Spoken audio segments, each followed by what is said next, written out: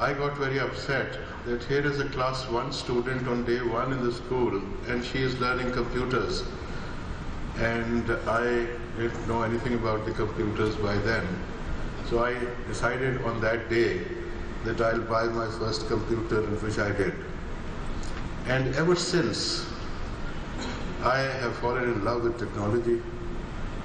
Even mobile phone, the domestic staff in my house had their mobile phones before I purchased my first mobile phone.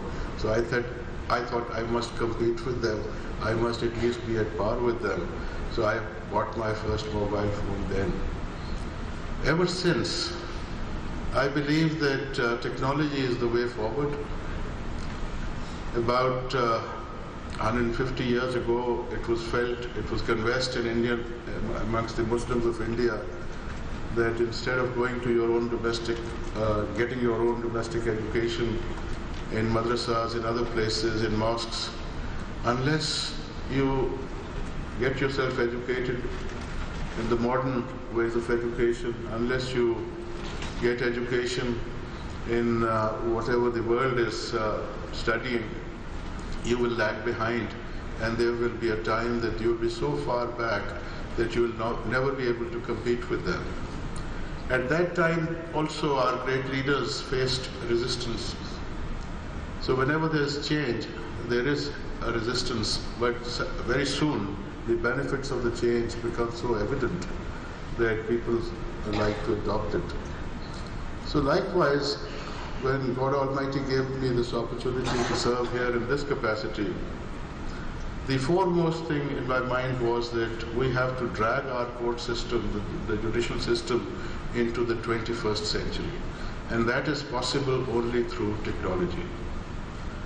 The first step that our court took in the larger judicial system was to attend to the trial courts, and through the National Judicial Policy Making Body committee, we decided to launch model courts. And the most important part of those model courts was technology. The judges were the same model courts, and the most important part of those model courts was technology. The judges were the same, procedure is the same, and laws are the same, the lawyers are the same, everything is the same, except that we have tried to use technology, and the results are absolutely unbelievable. There are cases, every day I am told that in such and such village there was an old lady, about 90 years old, she was to become a witness, she could not travel. So the judge would send somebody to that lady in that village with a smartphone, with WhatsApp video, and that lady lying on a cot in that village would make a statement on that video call, and the court will hear that and the other party will hear that, and the statement of that witness is recorded through WhatsApp. Then iPads were provided, Skype was used extensively. Doctors who could not travel because they were posted hundreds of miles away and attending to their patients in different hospitals, they could not travel, so we said that you don't have to come to the trial court. They were provided Skype facility, and they would make a statement from their own hospital situated hundreds of miles away on Skype, and the court would record it in the courtroom in the presence of other parties. Likewise, we have a complete network in which all the model courts in the country, in all 116 districts, they are connected through technology, through internet. And three of us, in fact, watched the proceedings live in 4 district courts on one given day. And we could talk to them, we could see them, the judges and the lawyers there, the staff there, the litigants there could see us. The 3 judges of the Supreme Court are watching the proceedings of the trial court. So that was made possible only through technology. And there is a link available. The progress of every court, every model court is being monitored every day on an hourly basis. In the afternoon, I get the results of all the model courts from the entire country. It's all because of technology, and that's why it is being called a silent revolution in the country as far as the justice sector is concerned. Then the next step that we took was video linking of different branch registries of our court. That has in fact changed the very culture of the judicial system, and I'm sure it will be replicated in all the courts in the country. So far it is being utilized in the Supreme Court only.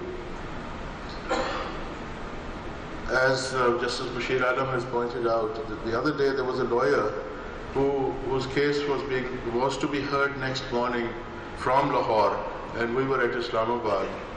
And that lawyer contacted the office that in an emergency he has to go to Peshawar. And we hear that cases are not adjourned, so what should I do?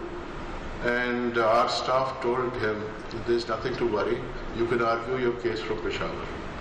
So he took his brief with him to Peshawar, and he argued the case from Peshawar.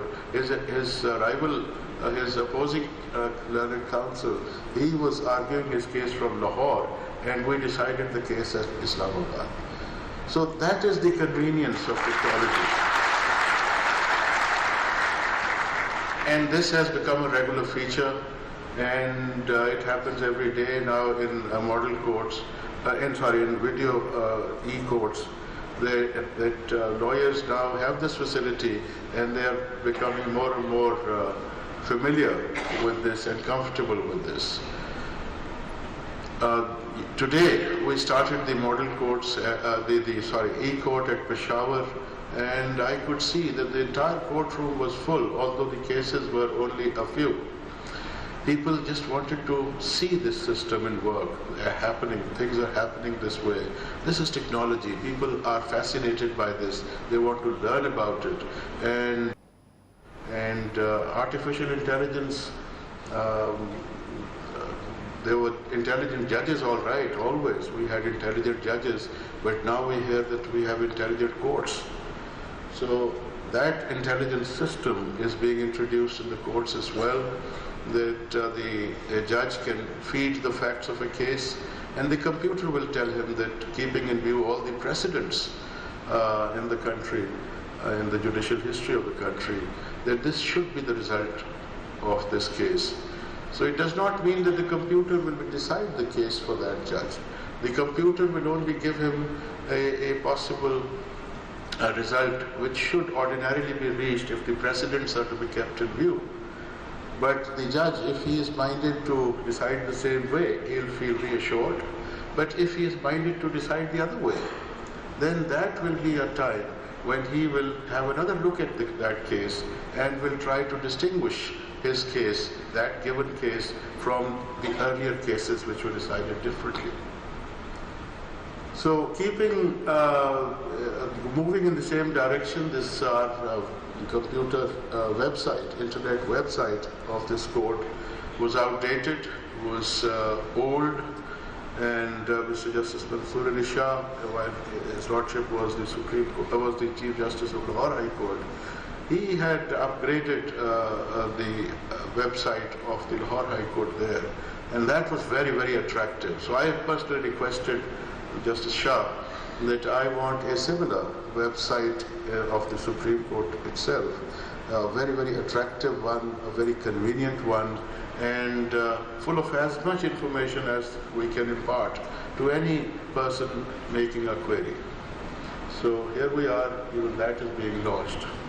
So all this is happening because of the interest and the interest shown and the efforts made by the Information Technology Committee, headed by Mr. Justice Bashir Alam, and a member is Justice Mansoor Ali Shah. And even they would not have cut much ice if we didn't have the fullest possible support of NADRA. So I must acknowledge the great contribution made by NADRA in helping us doing most of these things that I've talked about. And then we have ComSat's assistance. We're thankful to them. We're thankful to Nadra. We're also grateful to the United States Department of Justice, who have also cooperated with us in many ways.